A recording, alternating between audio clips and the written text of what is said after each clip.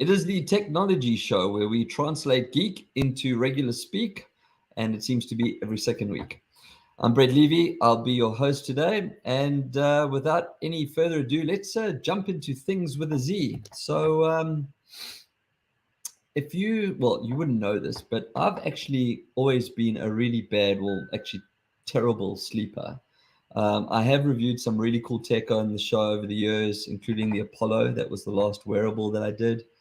And I've looked at sleep aid apps, things like Calm. But one thing that's that's really added to my challenge is living in Queensland. So when people go, well, how does it affect your sleep problem? I said, well, now that I live here, I kind of understand why we don't have daylight saving. So for those of you that don't know or don't have daylight saving or have daylight saving at a different time, Australia turns their clocks forward again. Sorry, forward, back. Well, I don't know because we don't have it yet. I've already forgotten. On the first Sunday of April, and then again on the first Sunday of October. I think we turn our clocks forward in October and then back. Yes, it would be getting ready for winter in April.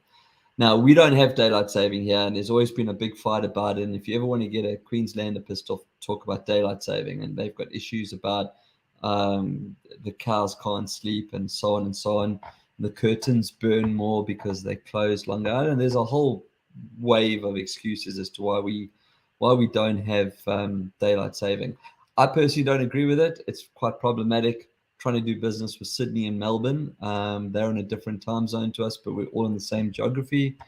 But it is what it is. So anyway, the light really does come in early in Queensland. Like most people here live quite a healthy outdoor lifestyle, but they're down surfing at like 5 a.m. and things like that. So for today's show, and things with a Z specifically, I realized that the sun coming up is a big problem, and I needed to see if I could get technology to solve this. Now, I don't have total blockout curtains, so because of that, I actually wake up at ridiculous hours. So I'm just going to bring up a slide, and so there, I mean, that's not my bedroom, so if anyone's getting excited and there's any stalkers out there, that's just stock photography. But I was trying to show you the scenario, if you're watching the show, of how, like, even with blinds and curtains, the sun still comes through. Well, I don't have this problem anymore. I mean, I still have this problem. The sun still comes through my my windows, but I have a solution. Introducing the Manta Sleep Mask Sound. Now, I have to add the word sound because it's important as to today's show. So I now feel like Batman when I sleep, and there are added benefits. So why do I have a sleep mask on the technology show? Well, it's not just a mask. It has tech too. If you're watching the show, you will see that under the logo in the front, so like dead center of where your nose would be, there are 3 little buttons. There's a volume up button, a volume down button. In the middle of the 2 of them is a power button. And if you look on the side, if you're looking at the show, you can see there's like a little blue circle with what looks like a tag coming out of it. Let's start with that. So this is a Bluetooth enabled sleep mask. Now I've got one here because there it is there. I can put it on for you if you want. I can't see anything. So there's my Manta sleep mask sound. But basically, this is a Bluetooth enabled mask. And I'm going to leave comfort for now, but let's just talk about the innovation and the tech first. It's the technology show. So after seamlessly pairing my device to the headset, it's just a simple Bluetooth phone to headset. You now have stereo speakers in your sleep mask. That's what those little blue tags were on the side. For the people listening, it's like a little round, it looks like a pool tab. It's a little round circle, a little blue tag, and there's a groove that it can slide up and down. So why do you have stereo speakers in your sleep mask? Well, it's a good question. So if you use an app like Calm or any of the other sleep aids, like Sleep Stories or things like that, the challenge comes in if you have a partner that sleeps in the same bed as you, because they don't necessarily want to hear this voice talking or these sounds. Like, some people go to sleep with the sounds of oceans or whale sounds, whatever it might be.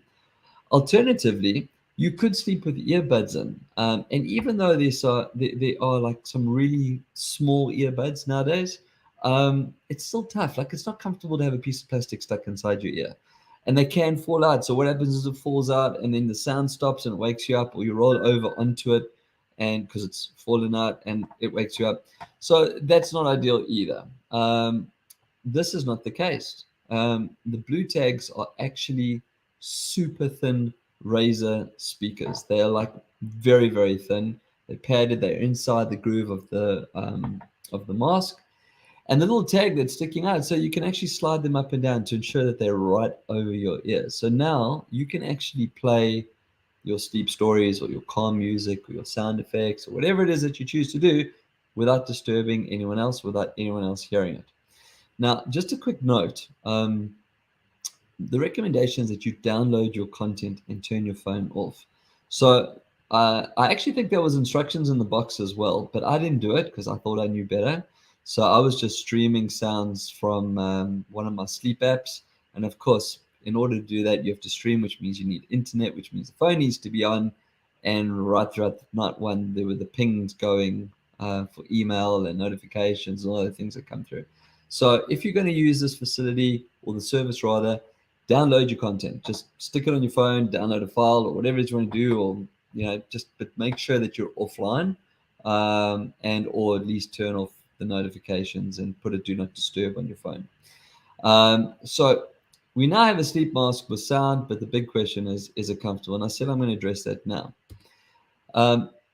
The headset is super comfortable. Let me just get back in, and I've actually got a slide to show you some of the padding. Right. So from a comfort point of view, hell yeah. Everything on the Mantis Sleep mask actually adjusts. Now I'm going to show you this as well. You can see the picture, but I've got it here. I've set my little eye cups up there. Now, if you're looking at the picture, see they're actually a lot closer on the picture, or it's also folded. But these little cups actually come off and you can move them to wherever you want. And when you set them up originally, the suggestion is you put the mask flat down and you kind of measure with your face and then you adjust and so on until you're in your happy spot. I'm not going to pull them off. They're really easy.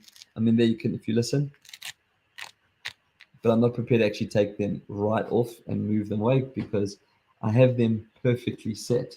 So these, they're two individual like C-shaped cups. They've got an open the side. They do ensure total blackout. Now, remember my problem about being in Queensland and the sun coming through and waking me at ridiculous hours. Like seriously, in some it's like 4:30 in the morning. Also, they can be adjusted because everyone's face is obviously different, right? Your face shape and your eye placement is different. So along with this and the padding, it's actually like really comfortable. Not only do you get blockout, but they've been designed to ensure that even if you're a side sleeper, which I am, they're still comfortable. I just remember like on my first night, it felt like my pillow was a bit thicker or firmer because there's like this memory, this like foam that's now sitting on your eyes. But from night 2 onwards, amazing. So I program a sleep story for 60 minutes. I go to sleep. And although I'm kind of still restless and I still have the issues that I've always suffered with my entire life with insomnia and all the other wonderful things, I actually have my banners running on here and I haven't even seen my notification. Sorry, because I'm looking at my screen over here. So let me just put this up here as well, so you can get the website and if you want to go and visit it. So like night 2 onwards, it was fine. 60 minutes sleep, as I was saying. You get really good airflow, like the way the mask has been designed. There's airflow, so you don't feel hot and sweaty. You can wash the mask. Just remember to take the tech out first before you put in the washing machine. But there's a reported 20-hour battery life, so like you can go a whole week without charging. As I said, I set mine for 60 minutes, so you can go a couple of weeks. I say reported. I haven't tried to run it down. Like after day 3 or 4, I just plugged it in anyway. But something else as well, and the reason for mentioning the 20-hour battery life, if you fly a lot, I haven't flown in a while, this is a great accessory. I did a show last year on flying and travel things. This is so going into my arsenal of travel hacks. No more of those funny little fabricy, weird, shitty things that they give you on the plane that one size fits all.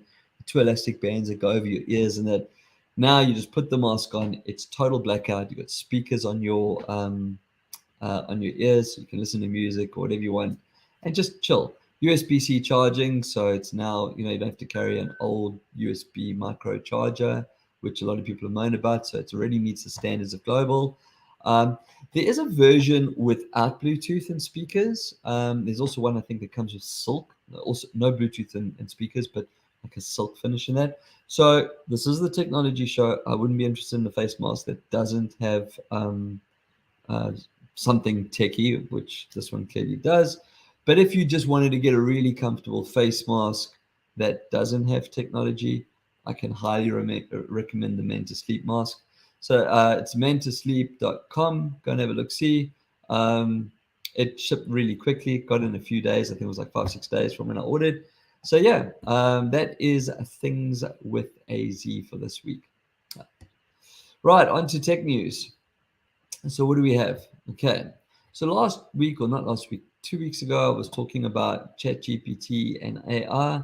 I see that yesterday Italy has now banned ChatGPT. Elon and the Woz, along with other tech gurus, are calling for a 6-month pause to take stock of the massive growth and expansion and AI, and it's just they're worried it's going to get out of hand. I'm not sure I disagree with them that maybe we should pause, because I'm just seeing so many different aspects and use cases for AR. Education facilities are still trying to navigate and how to combat students from just cut and pasting. There are tools for that, by the way, but there are ways around those tools as well. It's like you can just make a couple of changes and the AR reader won't see that it was a cut and paste from one of its programs. So I'm personally a big fan of AI and ChatGPT specifically. Uh, Shout out to Brett St. Clair, who's flying the flag high as well. However, like all tech, one needs to respect that tech can do good and evil. And it obviously depends on who's sitting behind the keyboard, right? I personally use a few different AI tools in my day to day and in my work, but I don't use them to do my work. And I think um, that's the message that needs to come across. I work using AI, and that needs to be like understood that AI is not going to replace my job. It's rather people are going to be replacing you because they know how to use AI. And that is, I think, where if we get the 6-month pause and Elon and the was are happy and get their petition signed, I'm all for it. If the server stopped working for a while, I can carry on. But I think the secret here, though, moving forward, because we're not going to stop artificial intelligence. We might be able to slow it. We might be able to manipulate it. We might be able to, shape it to a point um, until it becomes sentient. But we need to learn how to use AI and what are the best case scenarios for using it in our current jobs. There will be jobs that will become defunct, but hey, the person weaving on the old weaving machines of the 1400s doesn't exist anymore. I guarantee you that there isn't a job advert for a fax repair machine anywhere. And yet, last week I also spoke about the stiffy disk. So, who knows? But the point is that AI is not evil. It's people that are evil and can use AI in evil ways. But we'll have the pause and things will carry on. Twitter. So I kind of feel lately that Mark Zuckerberg and Facebook may not be my main punching bag anymore. Actually, that's not true. I hate Mark Zuckerberg still. But Elon, what are you doing, mate? Seriously, like this genius has now started removing blue ticks of accounts that are not going to pay his ransom monthly fee, sorry, his subscription fee, to keep getting their tick. Now, one company that actually has lost their blue tick on it, which is the verification, is the New York Times. The New York Times is Twitter's 24th most popular account. Now, given how many gazillions of accounts there are, number 24 is not exactly a small feat. I remember the days when the blue tick was something that a creator aspired to obtain. There was a whole process. You had to be on 3 different publications, or you had to have so many followers, or and they checked you. Like, I applied for my blue tick once when I had a radio show in South Africa, which like this podcast, and it wasn't enough. They wanted more. They wanted the radio show. I needed so many listeners or so many readers of the content that I wrote and so on. Now any clown can just go and buy it. So what is that saying? That's basically saying Twitter is all about trying to recover the money that they lost. And by the way, he's devalued his company by 50% already. I actually have a poll up on my LinkedIn page just asking if you would pay for the tick. I think the poll's going in tomorrow, so you can still go along and give your click yes or no. I think only one Palooka has said yes. Everyone else so far has just said no. I won't pay. And apparently, if I don't have the blue tick, or companies don't have the blue tick, then they're not going to make it into my feed anymore. So here's the just the big aha moment, Mr. Musk. You need advertising and you need eyeballs. Well, you need eyeballs to sell advertising. You need advertising to make revenue. And if you're going to stop giving me what I want, well, I'm going to go to another platform. And it kills me because I really do love Twitter, and I've spoken about Twitter for many, many years, and my love for Twitter. But quite honestly, at this moment in time, I do think we start need to planning obituary speeches, and we might be seeing hashtags veil Twitter sometime in the not too distant future. Your prediction of a $250 billion valuation when you've just cut your company down by 50% to 20 billion, a little bit optimistic. I know you do some really cool, weird things, and you do hit some big goals, and Tesla's like case in point. Stick to Tesla. Just put Twitter into the public domain or something. In fact, I think you got hacked till someone stole your software and put it into GitHub or one of the repositories anyway. So it's in the public domain. So be a nice guy, give it to public, let us take care of it and get it back to where it should be. But stop doing these stupid things. More news on social networks. TikTok might need to change their logo to a TikTok bomb. It might just be the sound that we hear. So, yesterday, the Australian government banned TikTok on all official devices. Is this a big thing? Probably not. We don't really care what government people do and or on their devices anyway. But it does send out a message and a statement. And if governments are thinking like this and governments are changing around the world, it could happen to more, which means legislation starts to happen in this regard. To top it off, a few hours later, I mean, remember we're about 9 hours ahead of it of the UK. They got hit with a $15.7 million fine for misusing children's data. I just want to pause there for a second because I think we're also at the end of tech news. The word misuse and children and data should never, ever, ever, ever, ever, ever appear in the same sentence or the same discussion. We need to protect our kids. We have a responsibility to protect our kids.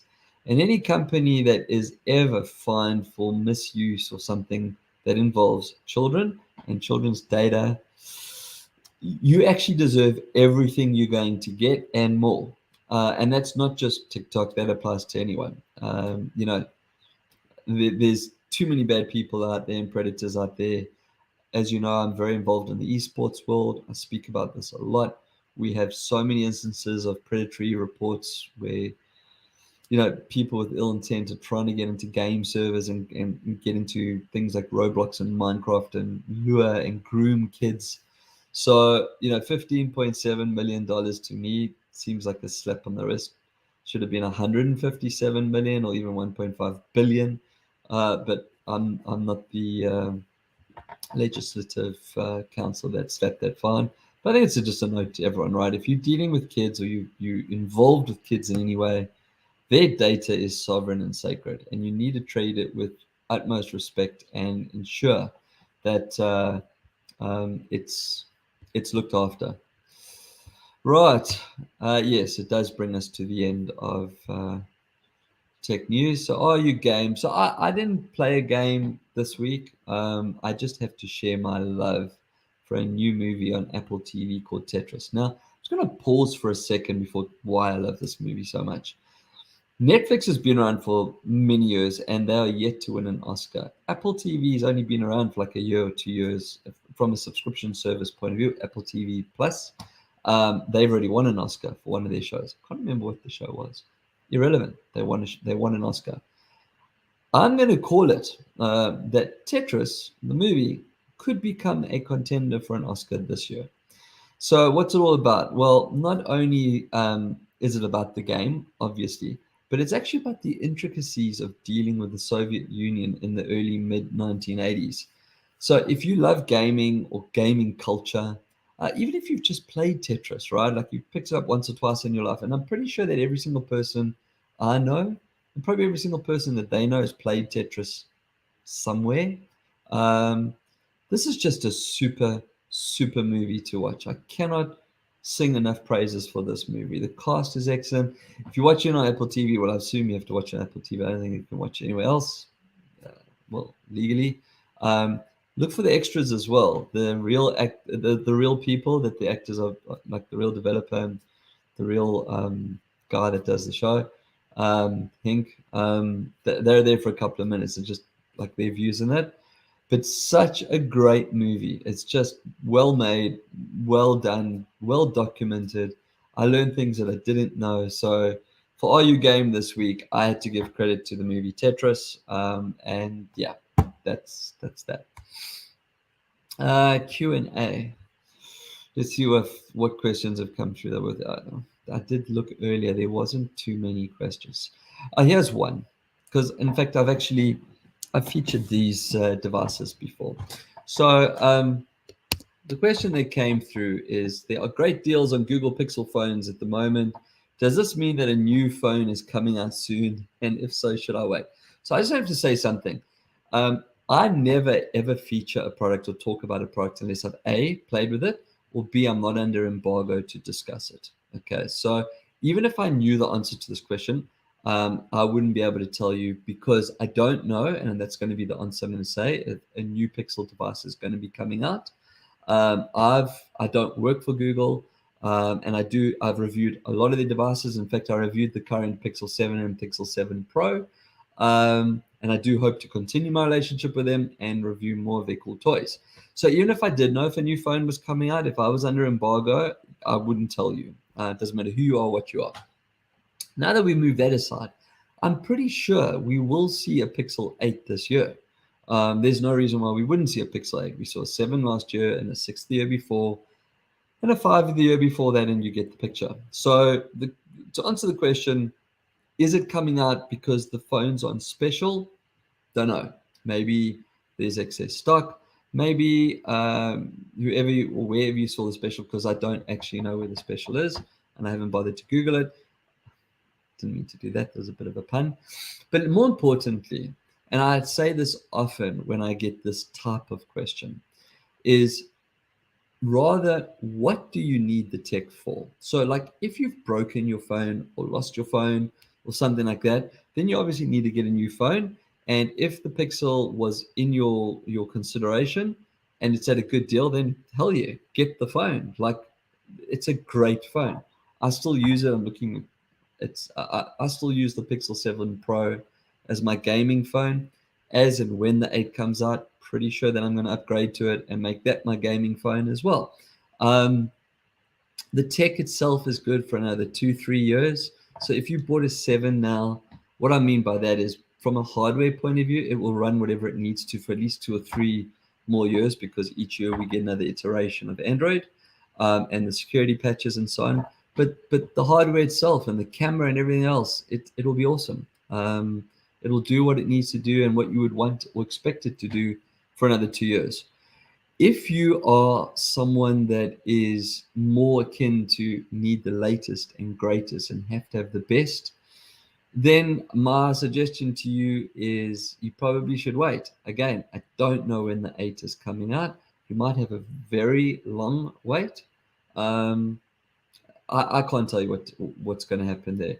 There's so many rumors that are going around. You can go and Google it. There's been rumors of other Google devices coming out. They might come out before the Pixel 8. They might come out after the Pixel 8.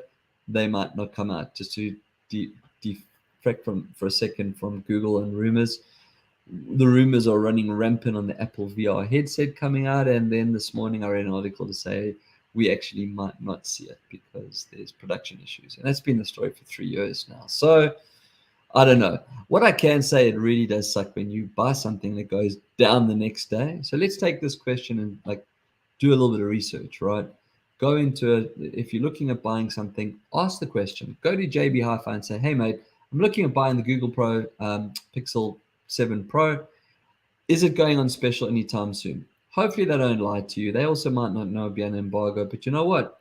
Buy it, keep the slip, and if in the next few days it goes on, maybe you can take it back and say you don't want it. I don't know what the exchange policy is. That sucks when you buy something and then straight away, a day after. What I have seen with tech is generally tech doesn't go down in price over a weekend. It's always like a Monday or Tuesday. That seems to be the day. So if you're ever going to buy tech at a good deal, buy it on a Wednesday or Thursday, because at least that way you're going to get a week before the price goes down and not feel so bad. So yeah, I don't know if I answered that question for you, or if I did answer that question. But as I said, when it comes to choosing or buying tech, buy tech for what you need it for or what you want it for, and then that should help you solve the problem. I said if you do something that requires the latest and greatest and best operating system and most RAM and best refresh rates and all the other things that we translate into from geek into regular speak every week, yeah, then that might be it for you. So that would probably then bring us to the end of the show if that was Q&A. So until next time. Oh, I'm not going to do a show next week because it's Easter. So I'm going to have a bit of a break, and I'll probably take it from there. Thanks for the thumbs up, Alessandro. He seems to agree with what I was saying hopefully with what I was saying. Maybe he asked the question. Don't know. But yeah, so have a good Easter. Spend time with your family. Come off technology. As I said, I'm definitely not going to do anything next week. We'll see you in 2 weeks' time. So until next time, keep your screens clean and your knobs shiny.